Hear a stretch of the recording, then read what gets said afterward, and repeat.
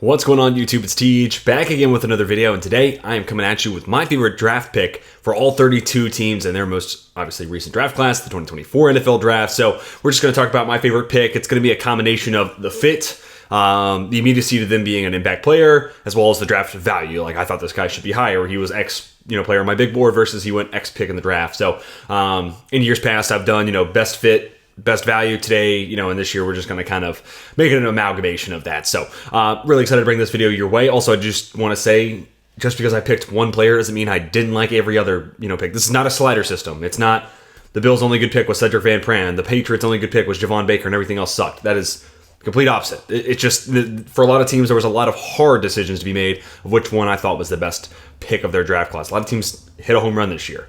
So I'm just picking out one player from each draft class. I'll kind of make note of which teams were the hard ones to pick from, but don't take this as I only liked one player out of this draft class. Honestly, I don't know if there was a team that I had that issue with where this is the only pick that I liked. So just want to get that out of the way. And then real quick before we get started, just let me know what you want to see in the next couple of weeks. I have some other ideas for stuff kind of re-evaluating the 2024 draft, or if we're just ready for it, I think I might just move on to like my season preview series, going division by division with my record predictions, as well as the things I like about each team in each division, and pace that over, one video a week, and then that'll get us, through the most of, the dog days of summer and get us pretty close to the NFL regular season. But if you want to see more draft content for the 2024 draft cycle, definitely let me know. And of course, throughout all this will be my summer scouting for the 2025 draft class. Going to do a QB video, skill position video, O-line video. I don't know exactly when, but I have started to look at some of the guys. So those will eventually be coming probably the next month or so, but don't want to commit to anything too firm just yet.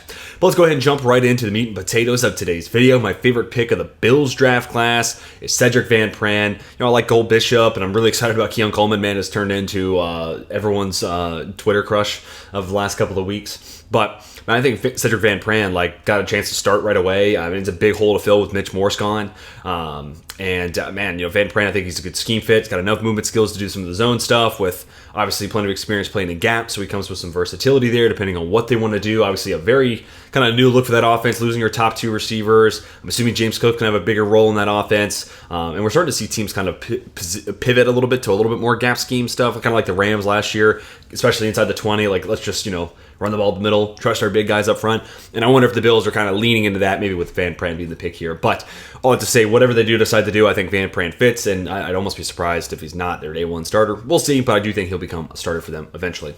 Dolphins, Malik Washington, honorable mention to Taj Washington. I'm also intrigued by Chop Robinson. A lot of good picks, honestly, for this Miami class. If you want to see my grades for each and every draft class, I already have that video up on the channel. I thought about doing a grade for each pick, but ultimately I kind of just ran out of time, and that would have extended this process out a little bit longer than I felt like I wanted to. Maybe next year we'll do something like that. But I'm excited about Malik and Taj Washington, two guys that if they're not the size they are, they're going a lot higher than they did.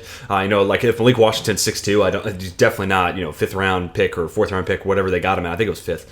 And then if Taj has slightly better testing numbers, isn't slightly bigger, no shot he's a sixth rounder in my opinion, or maybe seventh. But yeah, so I think they got two super skilled receivers. Ultimately, I like Malik a little bit more.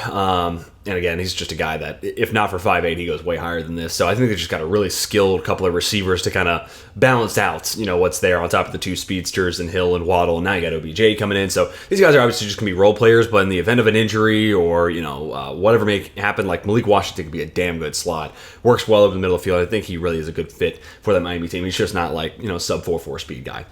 Pats, Javon Baker, him and Jalen Polk were tough ones here. Drake May's my QB, too, kind of in that 1B, really, behind Caleb Williams. So I could have gone with Drake here. I decided not to go with any of the quarterbacks going in the first round just because that feels like a little too obvious. So I kind of wanted to, just stretch beyond the layup selections here. But I'm going to go with Javon Baker. Like I said, Polk and Baker were two guys I was super high on. Polk was my receiver 7, if memory serves. So I like where they got him. But ultimately, this is going to happen with, I think, the Eagles later. They got two players that I liked and were kind of some of my guys of the class. I just decided to go with the one they got later just because it's easy to say, boom, the value's there. But with Polk and Baker, it felt like the Pats got two natural receivers. Neither one of them are elite testers, but just have the subtle nuances of playing the position down pat. And I really love that for Drake May when he's coming off a situation like he had last year at UNC where it was it was a whole lot of him having to creep by himself, and then hope Tez Walker, kind of reels it in. Only had 2 drops last year, by the way, Tez Walker. Thought about him for the Ravens. But nevertheless, I just love getting these like natural, just high floor almost guys into that offense, and guys that can just play right away because they have that pedigree and they have just like those little nuances down. So I think, Polk, Baker, want to see a whole lot of them this year in New England. Like them both. Decided to go with Baker just because he was the one that got later. Jets, Olu Fashanu, it just wasn't the world's biggest Malachi Corley fan. To then hear Jets had him number 4 as their number 4 receiver. I mean, okay, that's cool. Everyone's got a board. That's what I'll say there. But I didn't hate the draft by any stretch. I think I gave it like a B in the draft class video. But Olu Fashanu, this was one of those spots where it's like, yeah, this totally makes sense, right? And if Aaron Rodgers is like the pseudo GM here, I think it's Joe Douglas. But if Aaron Rodgers does have sway, getting him the best pass protecting tackle in the class totally checks out. That completely makes sense, especially after he just popped his Achilles.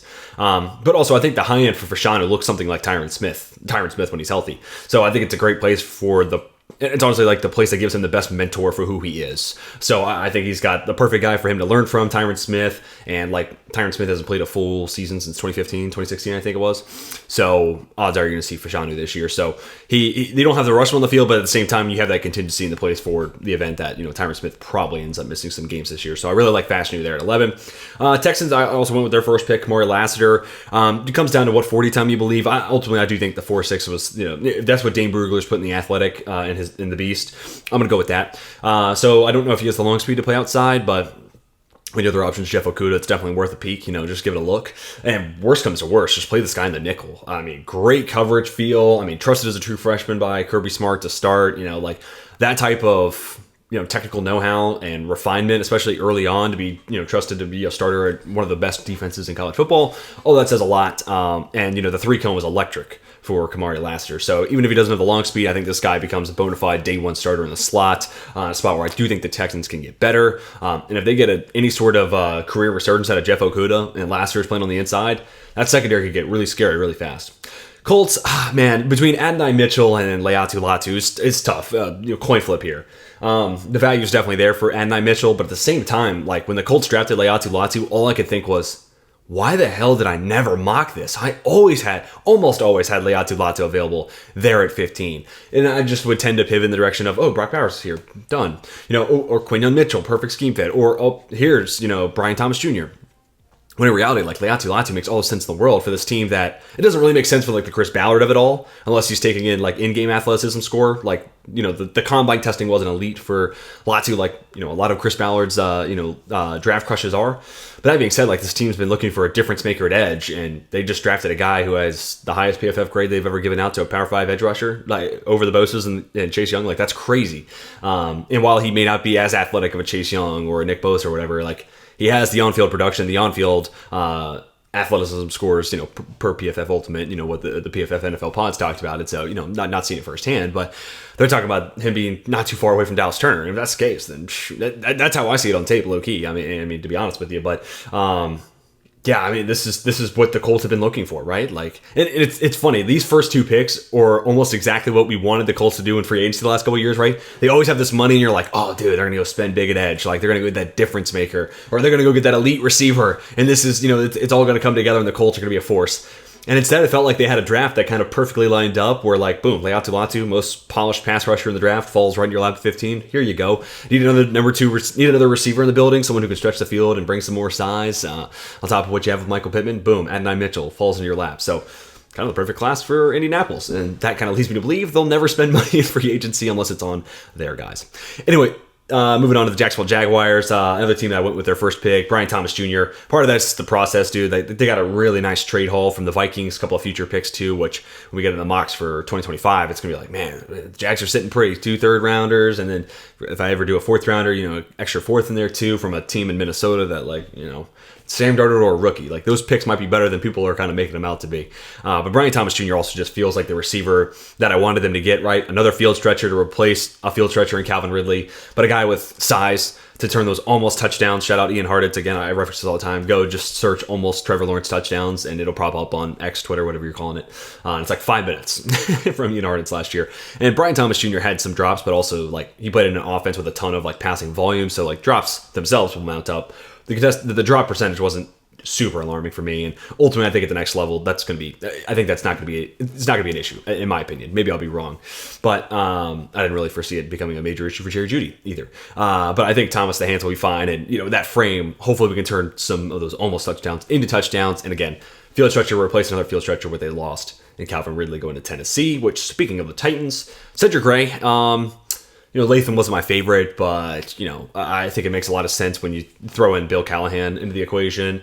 And then, throughout the rest of their draft, nothing really wowed me. There's just a bunch of solid picks. Devondre Sweat could ultimately pay off big, but it's like, the guy just got a DY 3 weeks ago. So we'll see how the maturity of that all kind of plays out. But Cedric Gray, to me, could totally see him being a week 1 starter alongside Kenneth Murray. And Murray, is a downhill kind of blitzing guy.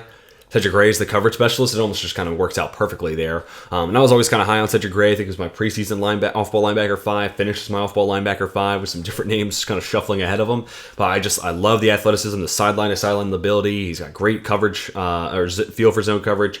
And then at the Senior Bowl, man, he really popped as a run defender. So if he can do a little bit more in that department and become a 3-down guy, this becomes a steal of a 4th-round pick. The Denver Broncos, again, I'm not going to the easy ones here with the quarterbacks and whatnot. But Jonah Ellis, like that for a team that could use another edge rusher. He may be a DPR, so maybe just kind of adding on to Nick Benito and whatnot. But I don't know. Ellis has got enough guys in his family to where they bulked up to where, hopefully it's there. And then even if he's just a DPR, I could totally see a world where he's just like one of the most electric pass rush specialists in the league. Just because I said all draft cycle. Leonte Latu's cross chop and Jonah Ellis' spin move are the best single pass rush moves in this class. Jonah Ellis' spin move is going to play day 1. So at the worst, you got a really nice 3rd and long kind of passing situation guy here for Denver in the 3rd round, which, I think those specialists in the 3rd round, that's a great place to take them if they're damn good at it. Who knows? Maybe he does, have the ability to add 10, pounds or so, 10 to 15 pounds and become an every down guy and, may reap the benefits of that.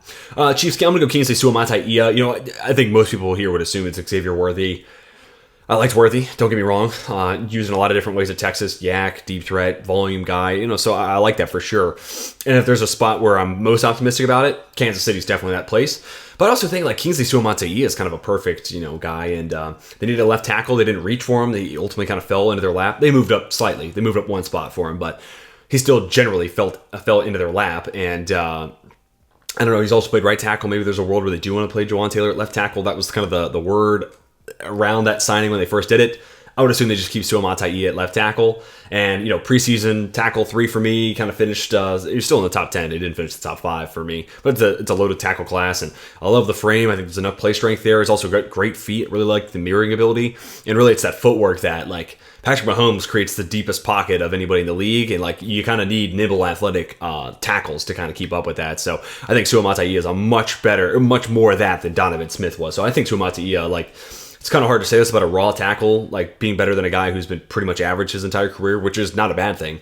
But I could see a world where he's better than Donovan Smith was last year in Kansas City. I don't know. Chiefs fans, let me know what you would think. Chargers, I'm going to go Ladd McConkey. It's so funny. I had so many mocks where Ladd went in the 1st round, and then in my last one, I was like, you know what? I got a weird feeling he's going to fall to the 2nd. And he did. It's just, obviously, he went to a different team. But this makes me feel so much more comfortable with the Chargers passing on the receiver at 5. I would still love to see Malik Neighbors there, don't get me wrong, but you get Joe Alt and you get Ladd McConkey. It's not a bad secondary runner-up if you then get the best tackle in the class too. And then now that offensive line in front of Herbert is awesome, and it totally fits with what Harbaugh wants. But this is going to be a guy that allows you to play within timing in the offense, can stretch the field with long speed, can play inside and out, just little nuances of the position are down pat while also having enough athleticism to be more than just kind of a safe pick and more than just the Julian Edelman, Wes Walker comps that he was getting early on in the draft cycle. So I really like that pick, and kind of surprised that he fell to the 2nd round, but the Chargers really benefit because of it. Raiders, I'm going to go Jax Powers Johnson. I mean, Brock Bowers is a blue chipper for me, so definitely could go in that direction. And I think him and Michael Mayer can coexist. If anything, everyone who was concerned about him as a blocker, this is kind of the perfect situation because who's going to be playing in line? Michael Mayer. So you're not really as worried about it with Brock Bowers. And you kind of free him up to do whatever he wants. And honestly, just play him in the slot. I'd love to see that. But kind of moving past that, Jax Powers Johnson, and if my memory serves, they announced him as a guard. So I would assume you play him at left guard. You just extended Andre James. He'll play center. Dylan Parham plays right guard. And I think with one move, like, we'll see what happens with Thayer Mumford at right tackle, but like that kind of solidified that interior offensive line. To me, he was one of the best, the best center prospect I've scouted, super young prospect too. I just think the league's going to be kicking themselves for not, other than the fact that he's a center, but here you just draft him as a guard. So I don't know. To me, he was a first rounder. I'm going to kind of say the same thing later on with Washington's guy. It's just, to me, like, I don't know how he made it out of the first round. To me, that's a little surprising, but the Raiders, another team that kind of benefits from a faller. Ravens, I'll go TJ Tampa, him or Nate Wiggins, honestly. Like, it kind of came down to those two, and then Adisa Isaac too. But like Wiggins and then Tampa later. Sometimes teams, it's kind of the Kirk Cousins paradox here. Like sometimes that later pick at the same position becomes better than the guy you drafted earlier. Also like Romeo Doubs, kind of the same thing. Not necessarily. Christian Watson is all right, but he's just never healthy. But just throwing out a few different examples. The Bears drafted 2 corners last year. Tyree Stevenson was not bad, but the Minnesota corner name's now escaping me. Had a lot of hype late draft season. I was like, maybe there's a world where he's better than Tyree Stevenson. I could see that. But if Nate Wiggins doesn't work out for any reason, and maybe the playing weight's a big concern, like scheme versatile, long, lanky, good enough athlete, TJ Tampa, and versatile defense, I have a hard time thinking that one doesn't if Wiggins doesn't. You know what I'm saying? Like I don't see both those picks being a bust. One of them will work out and become a future starter in my mind. So I like the floor that Tampa brings, and you got the home run swing at corner with Wiggins, and then you got the safe floor swing in Tampa, kind of giving you some security there. So both of those guys are basically in the running here. Roger Rosengart, not a bad pick there in the second round either. Bengals, I went with Chris Jenkins. I really thought about Eric All, but I'm higher on All than consensus, so like I'll leave that off. Everyone likes Chris Jenkins, especially as a run defender. And when you lose DJ Reader, and then you get him in the top, you get Chris Jenkins in the top 50. I feel like one of those guys that has such a high floor that he probably should be a top 50 pick, but I wasn't entirely sure if he would. So he was kind of right there on the fringe of it, and I'm glad that he did go somewhere there in the top 50. Just a good football player. And I think, again, when you lose DJ Reader, you don't want to let that run defense become a liability. Chris Jenkins is going to make sure that doesn't happen. Browns drafted a future starter in Zach Zinter. So, yeah, I mean, especially as they get a little bit older at guard, like Zinter, as soon as a year, could be starting for this team. So, the Browns are trying to keep a strength of strength. They've been known for this offensive line and Nick Chubb in that run game. So, again, keeping a strength of strength. Really like that pick. Really like the value there in the third round for Zinter, who, had he not gotten hurt in that last Michigan game, I feel like he's nowhere near under the radar as he was. Then we get to the Steelers. I'm going to go Troy Fautanu. Him or Zach Frazier. I'm just so happy to see Mason Cole's not going to be the Steelers center because he just was not a functioning starter there. So I really thought about Zach Frazier. But then at the same time, I'm like, Troy Fautanu is my offensive tackle too, and I just did not think there was a world where he'd be there at 20. Like my final mock, I had Fuanga being the guy who fell to 20. I was like, I think actually one of these like tackles I didn't originally think would be there is going to be there for the Steelers, but it wasn't Fuanga, it was Fautanu, and that's my preference. Except for the fact now Broderick Jones is going to have to stick on the right side, but he's now got a year of experience there. At that point, let's just stick with it because Fautanu to me, like perfect scheme fit for Arthur Smith, huge upgrade over Dan Moore, both from the pass pro as well as the run game standpoint, proven track record, playing a lot of big games, and again, a great scheme fit for what the Steelers are trying to do on offense. So love this fit. And honestly, it was a guy I just didn't think the Steelers were going to have a shot at drafting, so I was pumped to see that he was the pick. Then I'm going to get down to the NFC side of this video, the Dallas Cowboys. I'm going to go Cooper Beebe. To me, like, once they drafted, I almost said Terrence Steele. Once they drafted Tyler Guyton, I was like, maybe they flip him over to left tackle just because they're paying Terrence Steele so much money. But then when they got Cooper Beebe on day 2, I was like, nope, okay, cool. The idea is going to be patient with Tyler Guyton, which, let's be honest, that's exactly the approach you should take. Like, let's not force Guyton into being a starter. If he ends up being ready year 1 like Tyler Smith, cool, you can play him over Terrence Steele and it's no big deal. But if he needs a year, then like don't force him into a bad spot. And I think drafting Cooper Beebe, one of the best pass protecting interior offensive linemen in this class, plugging him in at left guard where he played the latter half of his K-State career, makes the move of Tyler Smith going to left tackle that much easier to facilitate. So makes me feel that much better about Tyler Smith leaving that guard spot, not leaving a huge void there. Beebe also could play center, and Smith could stay at guard, and then you move Tyler Guyton. But to me, that's just like you're moving Beebe out of position, you're moving Guyton out of position. Let's see what Jason Hoffman has. Let's just see. And also, like, maybe you can still sign a guy in free agency. There's still some options available at that spot. And who knows, Hoffman might be the next, great, Dallas Cowboys center. But I just assume keep Beebe at left guard, let Tyler Smith go back to where he played college, and keep Tyler Guyton where he's been playing the last year. So that's my preference. We'll see what the Cowboys decide to do. But Cooper Beebe, nonetheless, you're getting a high-quality pass-protecting starter either at left guard or at center. Giants, Malik Neighbors. I think they needed a number 1. They needed more explosion. They also needed a guy who could play the X. And I think Neighbors is all that kind of bundled into one guy. Big play, speed, yard outs after the catch ability, sharp route running, plays bigger than his size. So he brings everything to the table that they've been looking for, other than the fact he's not like Marvin Harrison Jr. 6'4". Like other than that, Neighbors brings so much to the table that the Giants were missing. And now you look at this receiver core with Neighbors and Jalen Hyatt, and it's like, damn, like two super explosive guys that you're going to have to respect their long speed as well as what they can do with the ball in their hands. And like specifically from the long speed standpoint, that's going to push safeties back, making it that much more dangerous for Daniel Jones as a runner too. Like anytime you push those safeties back, there's that much more room for him to run. So, and for him to attack the middle of the field if Darren Waller decides to play, or if they decide to use Theo Johnson in that role, or even Devin Singletary as a yards after the catch guy. He's a great pass catching back. So just opens up the middle of the field for so many more things. Jones, Singletary, et cetera, et cetera. Eagles, like I said earlier, I originally had Quinyon Mitchell here, but then I was like, dude, Cooper DeJean was my number one corner. That being said, a large part of that is I value slot corner more than I do outside corner. I am definitely in the minority there. So I was like, dude, you play Cooper DeJean in the nickel, that's going to be filthy. But ultimately, what I think is going to happen is like in this Vic Fangio quarters-heavy defense, it's going to be Quinyon Mitchell, Darius Slay on the outside, playing those outside corners. Just visualize 4 lanes here. So you got Quinyon and Slay out here, and then the middle lanes is going to be Cooper DeJean and Johnson Gardner-Johnson. That's filthy. Those are 4 incredible fits for that defense, and you just tell them to play an alley and just keep an eye on the quarterback, and I feel like this team might lead the league in turnover margin, which they did 2 years ago, and it was a big reason for their success, and then that regressed pretty heavily towards the mean, and that's why last year was a little bit of a disappointing end of the season. But Cooper DeJean, I think, a great scheme fit. Quinyon Mitchell, also a fantastic fit. The Eagles are one of those teams that they win the draft every year, damn near. So I could have gone in a myriad of different directions here, but with DeJean just ever so slightly over Quinyon, but I think they're both awesome fits for Vic Fangio. The Commanders, Johnny Newton. Like I said about who was it earlier? Jax Powers Johnson. This guy should have been a first rounder. I don't see how he's not, frankly. And honestly, like I didn't think Washington should have paid Deron Payne. So hopefully with, this new management in, they're just going to trade him at the deadline and get whatever they can for it. I would imagine Adam Peters would rather have the picks than, 3 really solid interior defensive linemen. I mean, you could totally keep them and use them in a rotation and move Newton all around. Totally.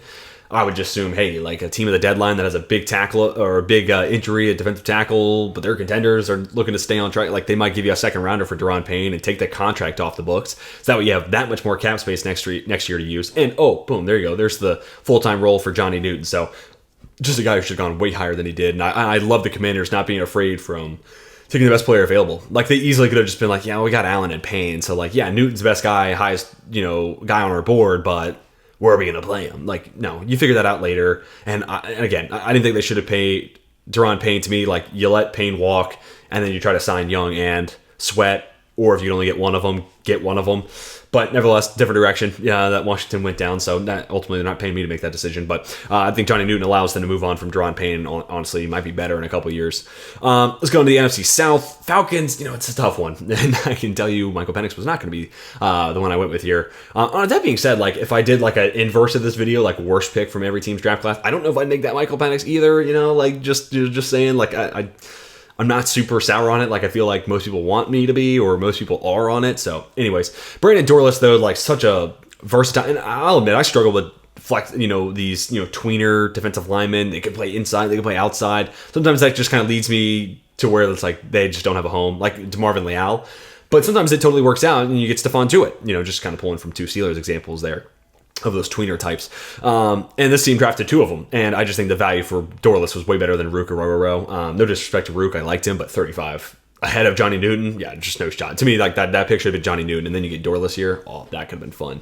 Then I also thought about Braylon Trice here, kind of a guy who lost some steam because he's not great, testing in spandex, but like just watch the film and look at the motor, and that's going to play at the next level. But I'll go with Dorless because he'd be an impact guy inside and out, and totally, to me, feels like a guy that will rotate with David Onyemata. May play edge on early downs, but then once you get into passive situations, you'll pull Onyemata off the field, and Dorless will rush from his spot on the inside. So I think they're going to get a lot of productivity from Dorless and Rukaroro. It's just going to come down to see what their rotation looks like. Dorless in the 4th round to me was really, really solid value. Panthers, I'll go JT Sanders, another guy that I was like, damn, he fell all the way to the 4th round.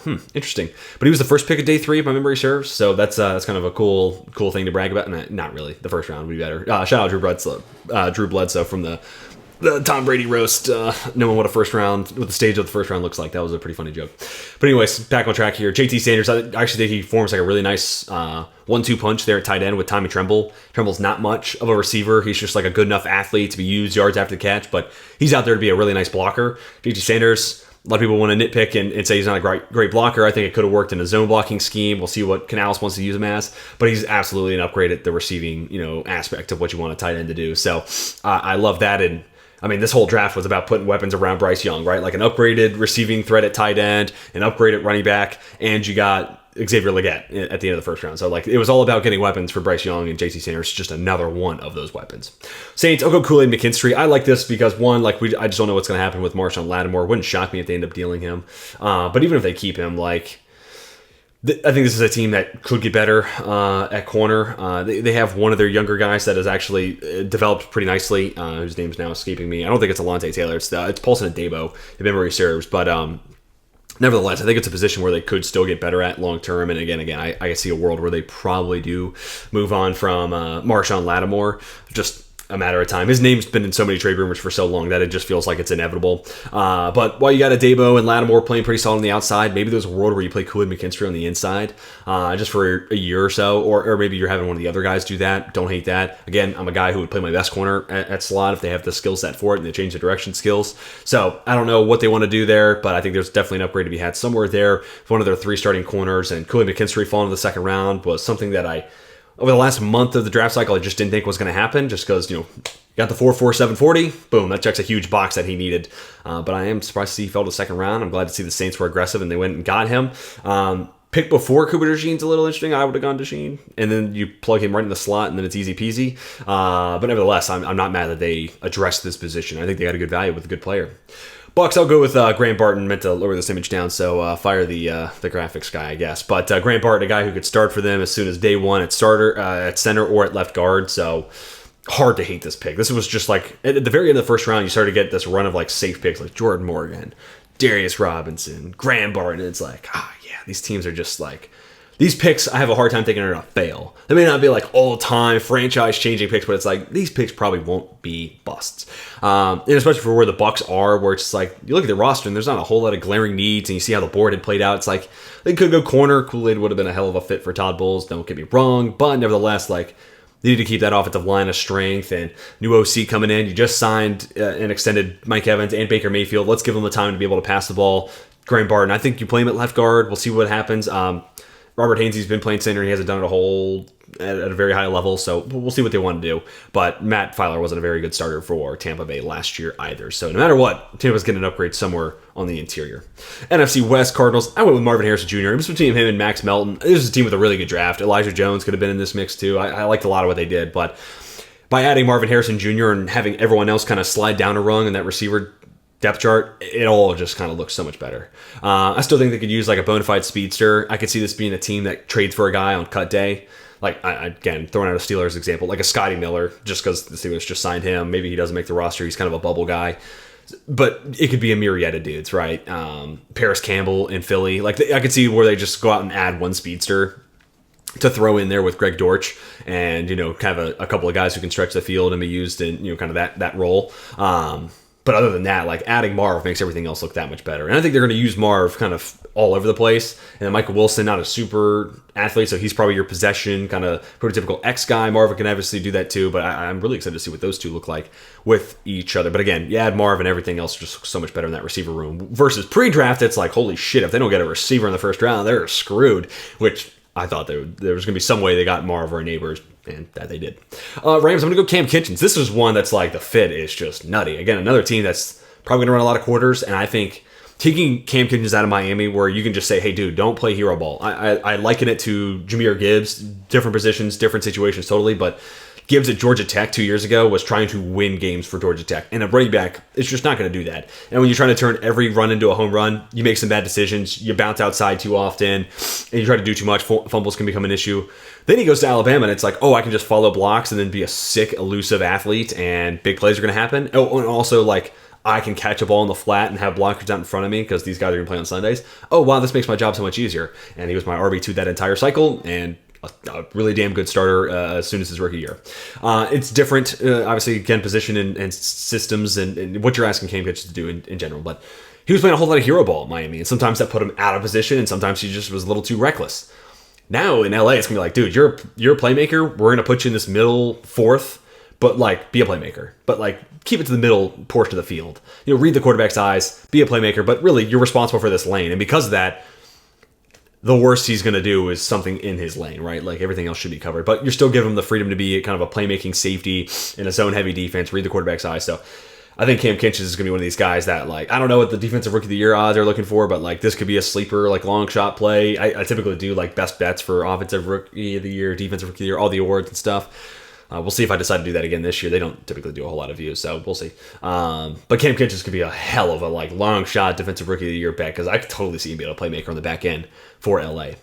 49ers, I'm going to go Dominic Pooney. I loved all three of their first picks. Like, Ricky Pearsall, fantastic fit, loved that. Renardo Green with Charvarius Ward, signed me up for that all day. And then Dominic Pooney, a great athlete, the 20-yard short shuttle. Shout out to Josh Norris at Underdog. That's like been a really key correlation between like offensive line, combine numbers to draft, post-draft success. Dominic Pooney, one of those guys that ran that, certain 20-yard shuttle time. I don't want to misspeak here. I can't remember it off the top of my head.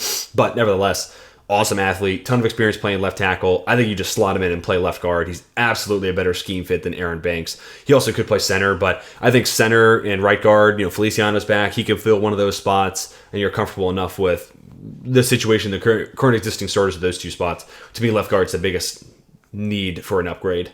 So I think you just plug Dominic Pooney in there, and I think he's a great scheme fit and a huge upgrade day one.